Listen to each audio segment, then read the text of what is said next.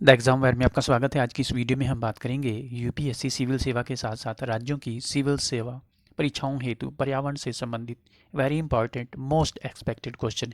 यहाँ से आपको 100% प्रश्न देखने को मिलेंगे। ये दूसरा पार्ट है। यदि पहला पार्ट आपने नहीं देखा है तो उसे भी आप अवश्य देख लें। तो चलिए शुरू करते हैं।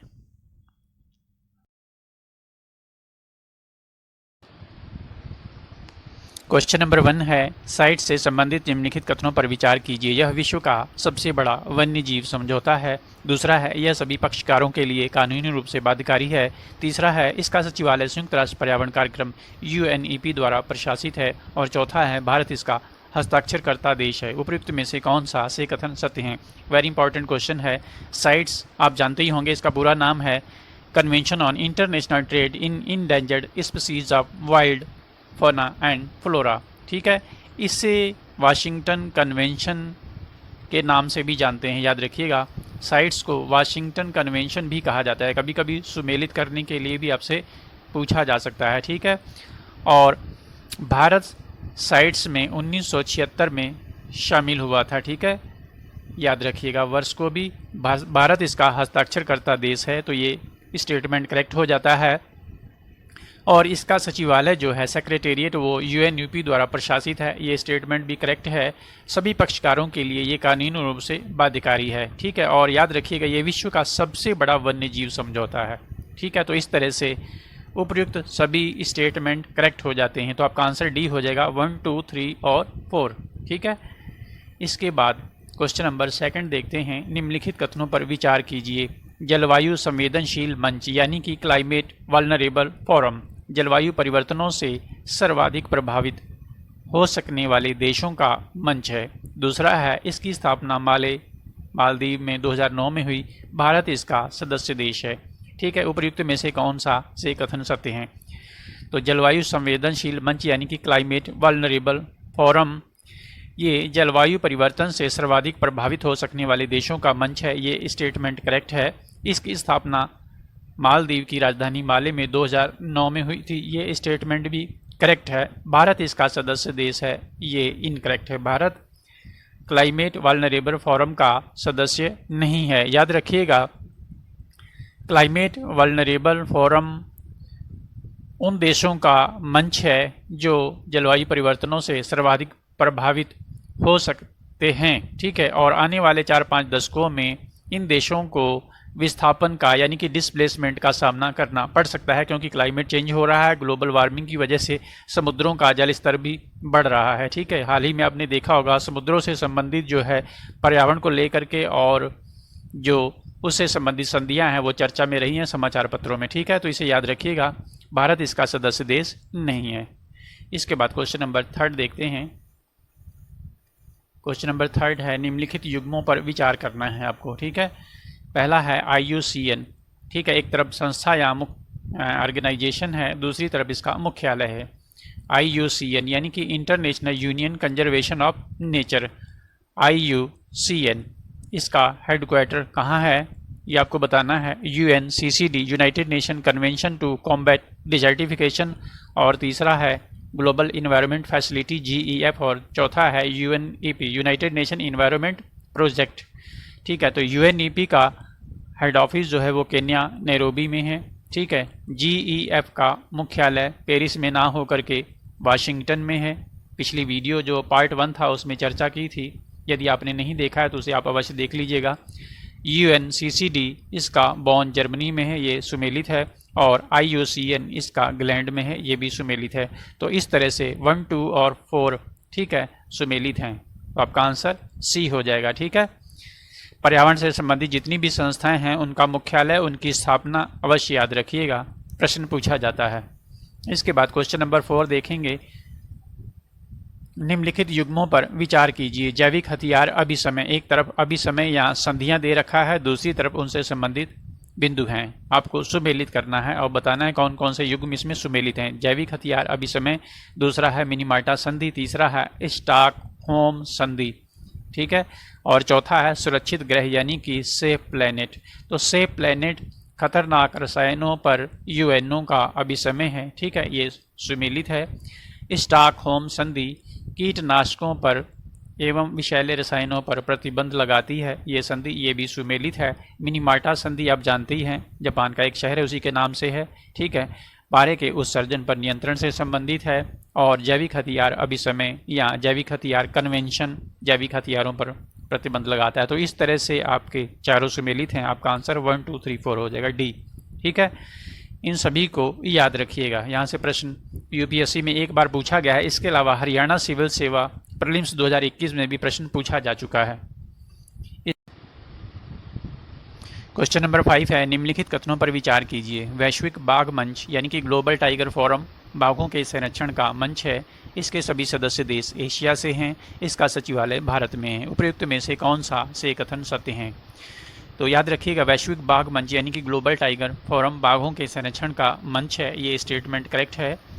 और ग्लोबल टाइगर फोरम की स्थापना 1994 में हुई थी।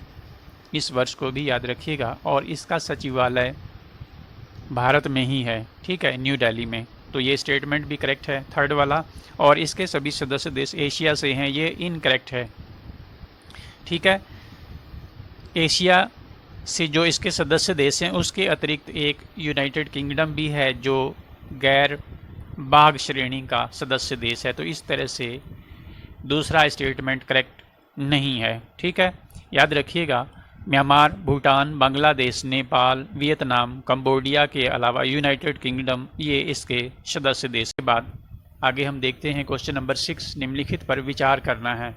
वेरी इंपॉर्टेंट क्वेश्चन है। रासायनिक हथियार अभिसमय।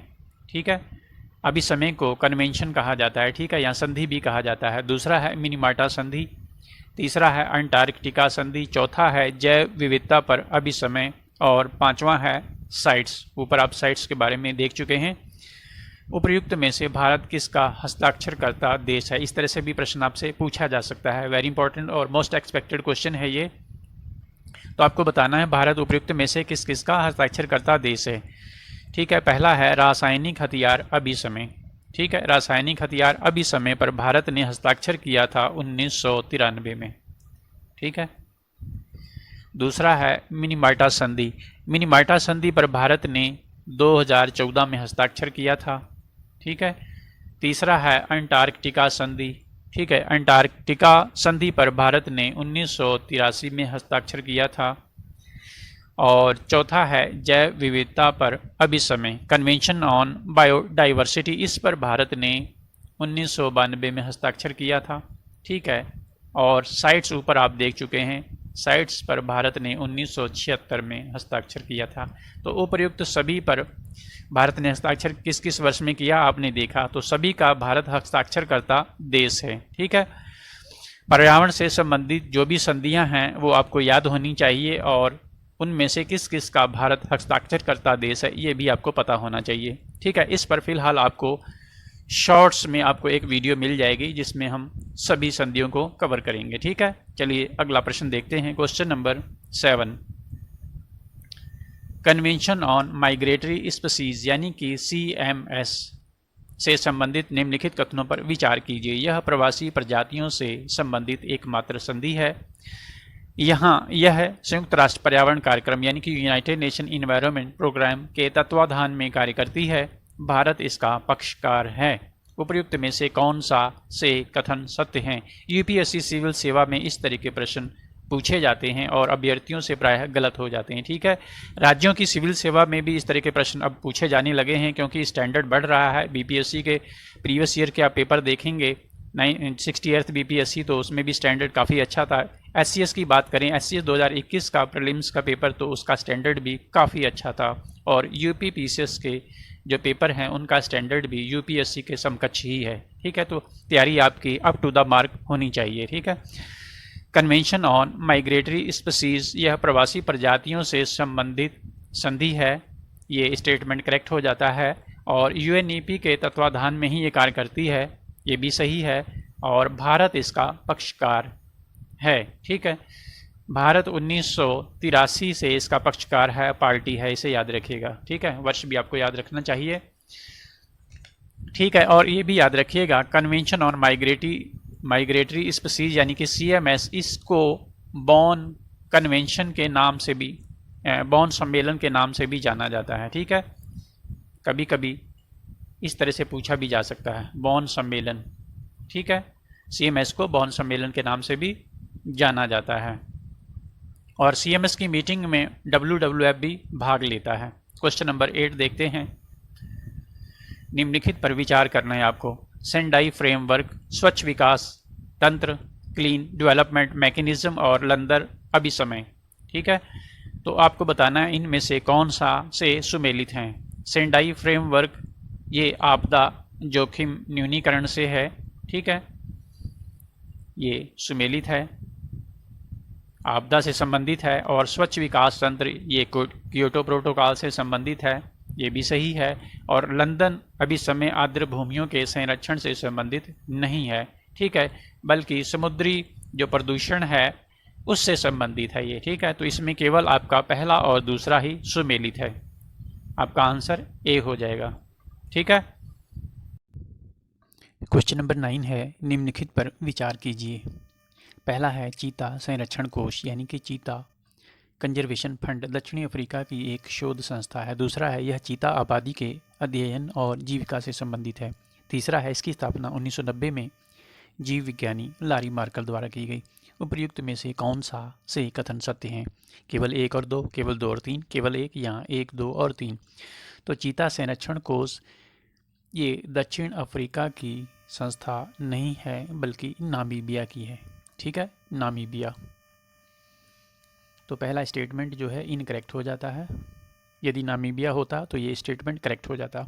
दूसरा स्टेटमेंट करेक्ट है। और तीसरा, इसकी स्थापना 1990 में ही हुई थी जीव विज्ञानी लारी मार्कर द्वारा। ठीक है, ये प्रश्न इसलिए भी इम्पॉर्टेंट है क्योंकि दक्षिणी अफ्रीका और नामीबिया से भारत में चीते लाए गए हैं। ठीक है, बात करें दक्षिण अफ्रीका की तो यहाँ से कुल 12 चीते लाए गए हैं।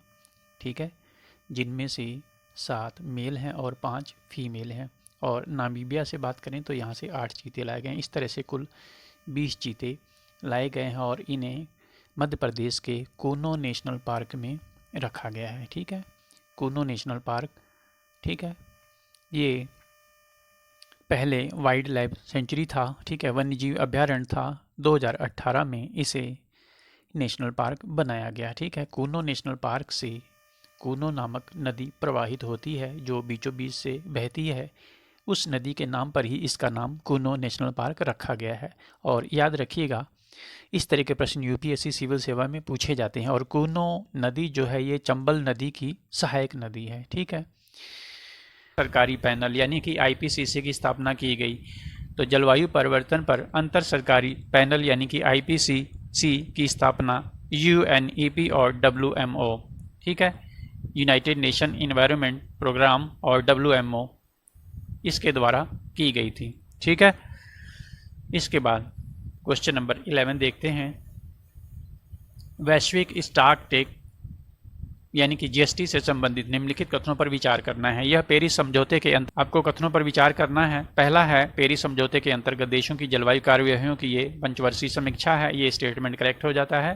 पंचवर्षीय समीक्षा है, याद रखिएगा, इसमें भाग लेना देशों के लिए अनिवार्य है। ये स्टेटमेंट भी करेक्ट है। यह देशों की कार्यवाहियों की पर्याप्तता अपर्याप्तता की जांच नहीं करता है। ये स्टेटमेंट भी करेक्ट है। जो वैश्विक स्टॉक टेक है, GST है, वो देशों की कार्यवाहियों की पर्याप्तता अपर्याप्तता की जांच नहीं करता बल्कि उन्हें बताता है कि अभी उन्हें और क्या करना बाकी है पर्यावरण की दिशा में, पर्यावरण के क्षेत्र में। ठीक है, उन्होंने कितना कार्य किया है, कितना नहीं किया है, संतोषजनक है, इसकी जांच ये नहीं करता है। पेरिस समझौते के अंतर्गत जो पहला स्टॉक टेक है वो 2023 में ही होना है। ठीक है, कहाँ होना है ये कमेंट बॉक्स में आप हमें बताइएगा। इस तरह से ये चारों स्टेटमेंट करेक्ट हो जाते हैं। ठीक है, आपका आंसर डी हो जाएगा। 1 2 3 4 वेरी इंपॉर्टेंट क्वेश्चन है। इसके बाद 12 देखते हैं। दक्षिण एशिया सहकारी पर्यावरण कार्यक्रम यानी कि South Asia cooperative environment programme से संबंधित निम्नलिखित कथनों पर विचार करना है। यह एक अंतर सरकारी संगठन है। ठीक है, इसकी स्थापना 1982 में दक्षिण एशियाई सरकारों द्वारा क्षेत्र में पर्यावरण की सुरक्षा, प्रबंधन और वृद्धि को बढ़ावा देने के समर्थन करने के लिए की गई थी। भारत इसका सदस्य देश है। उपर्युक्त में से कौन सा से कथन सत्य हैं? दक्षिण एशिया सहकारी पर्यावरण कार्यक्रम भारत इसका सदस्य देश है। भारत के साथ साथ याद रखिएगा नेपाल, बांग्लादेश, भूटान, मालदीव, श्रीलंका, पाकिस्तान और अफगानिस्तान इसके सदस्य देश हैं। ठीक है, कुल 8 सदस्य देश हैं जो भारत के पड़ोसी देश हैं। ठीक है, इसके अलावा इसका जो सचिवालय है वो कोलंबो में है। ठीक है, कोलंबो श्रीलंका की राजधानी में इसका सचिवालय स्थित है और इसकी स्थापना 1982 में हुई थी। ठीक है, अंतर सरकारी संगठन है। ये स्टेटमेंट भी करेक्ट हो जाता है। तो इस तरह से ये तीनों स्टेटमेंट करेक्ट हैं। ठीक है, आपका आंसर डी हो जाएगा। इसके बाद क्वेश्चन नंबर 13 देखेंगे। जैव सुरक्षा यानी कि बायो सेफ्टी से संबंधित निम्नलिखित बिंदुओं पर विचार करना है। जैव सुरक्षा उपसंधि या बायो सेफ्टी प्रोटोकॉल आनुवंशिक रूपांतरित जीवन से संबंधित है। भारत इसका हस्ताक्षरकर्ता देश है। जैव सुरक्षा को पर्यावरण, वन और जलवायु मंत्रालय कार्यान्वित करता है। तो पहला स्टेटमेंट करेक्ट हो जाता है। भारत इसका हस्ताक्षरकर्ता देश है, ये स्टेटमेंट भी करेक्ट है। बायो सेफ्टी पर भारत ने वर्ष 2002 में हस्ताक्षर किया था। ठीक है, इसे भी याद रखिएगा। और जैव सुरक्षा को पर्यावरण, वन और जलवायु मंत्रालय कार्यान्वित करता है। ठीक है, इसका इम्प्लीमेंटेशन करता है। तो इस तरह से यहाँ पर भी डी आंसर हो जाएगा आपका। 1, 2, 3 तीनों स्टेटमेंट करेक्ट हो जाते हैं। ठीक है, क्वेश्चन नंबर 14 देखेंगे। यहाँ पर आपको निम्नलिखित युग्मों पर विचार करना है और बताना है कौन सा यहाँ से युग्म सुमेलित हैं। पहला है संगठन, दूसरा उसका मुख्यालय दे रखा है UNEP, United Nation environment programme या प्रोजेक्ट। यूएनईपी का जो हेड क्वार्टर्स है वो केन्या की राजधानी नैरोबी में है। ग्रीन पीस इसका मुख्यालय कनाडा में ना हो करके एम्स्टर्डम में है। ठीक है, इसकी स्थापना तो कनाडा में ही हुई थी लेकिन इसका जो मुख्यालय है वो एम्स्टर्डम में है। ठीक है, पेटा की बात करें तो ये इसका मुख्यालय वर्जीनिया में है, वर्जीनिया यूएसए में स्थित है। ठीक है, और WWF इसका मुख्यालय ग्लैंड में है। ठीक है, तो इस तरह से पहला, तीसरा और चौथा ये 3 सुमेलित हैं। आपका आंसर डी हो जाएगा 1, 3, 4। इसके बाद क्वेश्चन नंबर 15 देखेंगे। निम्नलिखित कथनों पर विचार करना है। राष्ट्रीय अधिकार क्षेत्र से परे जैव विविधता संधि BBNJ समाचार पत्रों में ये चर्चा में थी और शायद आपने इसे पढ़ा हो। राष्ट्रीय अधिकार क्षेत्र से परे जैव विविधता संधि, ठीक है, BBNJ, इसे सिटी ऑफ द हाई सी के रूप में भी जाना जाता है। ठीक है, BBNJ marine biodiversity of areas beyond national jurisdiction. ठीक है, यह राष्ट्रीय अधिकार क्षेत्र से परे क्षेत्रों की समुद्री जैव विविधता के संरक्षण और सतत उपयोग पर एक अंतर्राष्ट्रीय समझौता है। यह विशेष आर्थिक क्षेत्रों या देशों के राष्ट्रीय समुद्र के बाहर खुले समुद्र को शामिल करता है। राष्ट्रीय अधिकार क्षेत्र से परे क्षेत्रों में समुद्र का 95% हिस्सा शामिल है। तो इसमें पहला स्टेटमेंट जो है BBNJ को सिटी ऑफ द हाई सी के रूप में भी जाना जाता है। ठीक है, सिटी यहाँ ट्रीटी लिखेंगे। ठीक है, ट्रीटी ऑफ द हाई सी, ये मिसप्रिंटिंग हो गई है। और यह राष्ट्रीय अधिकार क्षेत्र से परे क्षेत्रों की समुद्री जैव विविधता के संरक्षण और सतत उपयोग पर एक अंतर्राष्ट्रीय समझौता है। ये स्टेटमेंट भी करेक्ट है। ठीक है, यह विशेष आर्थिक क्षेत्रों या देशों के राष्ट्रीय समुद्र के बाहर जो खुले समुद्र है उसको शामिल करता है, तो ये भी करेक्ट हो जाता है। ठीक है, राष्ट्रीय अधिकार क्षेत्र से परे जो समुद्र हैं उसका 90% हिस्सा में शामिल है। तो इस तरह से चारों स्टेटमेंट करेक्ट हो जाते हैं। ठीक है, इसके बाद क्वेश्चन नंबर 16 देखेंगे। मानव एवं जैव मंडल कार्यक्रम यानी कि मैब के संदर्भ में निम्नलिखित कथनों पर विचार कीजिए। इस कार्यक्रम की शुरुआत 1971 में IUCN द्वारा की गई। इस कार्यक्रम का उद्देश्य जैव विविधता संरक्षण के लिए तकनीकी अध्ययन और आकलन को प्रोत्साहित करना है। जैव मंडल रिजर्व क्षेत्र की अवधारणा का विकास मैब के अंतर्गत ही हुआ है। मैब द्वारा अगस्तमाला जैव मंडल को 2016 में जैव मंडल रिजर्व का दर्जा दिया गया है। तो इसमें स्टेटमेंट पहला जो है इनकरेक्ट हो जाता है। मैब की जो मैब कार्यक्रम है उसकी शुरुआत 1971 में IUCN द्वारा नहीं की गई थी। ठीक है, दूसरा स्टेटमेंट करेक्ट है। और बायोस्फीयर रिजर्व जो है इसकी अवधारणा का विकास मैब के अंतर्गत ही हुआ है। ठीक है, और ये 2016 में विश्व जैव मंडल रिजर्व का इसे दर्जा दिया गया था अगस्तमाला को। ठीक है, तो आपका स्टेटमेंट जो है वो 2, 3 और 4 करेक्ट हो जाते हैं।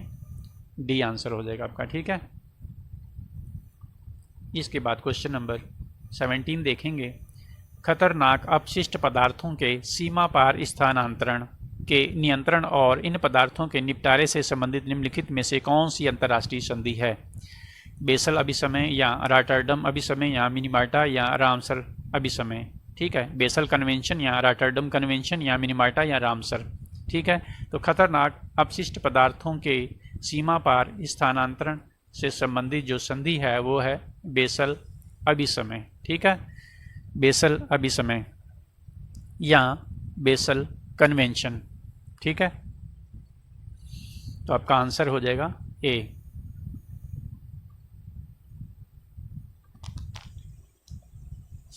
और याद रखिएगा, भारत बेसल कन्वेंशन का हस्ताक्षरकर्ता देश है। ठीक है, और भारत ने इस कन्वेंशन पर 1990 में हस्ताक्षर किए थे। ठीक है, और ये संधि 1992 से इफेक्टिव है, 1992 से प्रभावी है। ठीक है, इसके बाद क्वेश्चन नंबर 18 देखेंगे। वन्य जीव व्यापार निगरानी नेटवर्क यानी कि ट्रैफिक संयुक्त कार्यक्रम है यूएनईपी डब्ल्यूएमओ का, आईयूसीएन डब्ल्यूडब्ल्यूएफ का, या यूएनईपी और डब्ल्यूडब्ल्यूएफ का, या यूएनईपी और वर्ल्ड बैंक का। तो वन्य जीव व्यापार निगरानी नेटवर्क जिसे ट्रैफिक कहा जाता है, ये आईयूसीएन और डब्ल्यूडब्ल्यूएफ का संयुक्त संरक्षण कार्यक्रम है।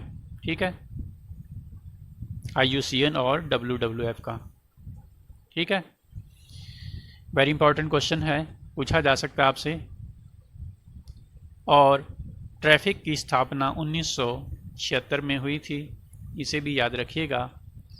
ठीक है, और यह विश्व का सबसे बड़ा वन्य जीव व्यापार निगरानी तंत्र है। ठीक है, इसे भी याद रखिएगा। इसके बाद क्वेश्चन नंबर 19 देखते हैं।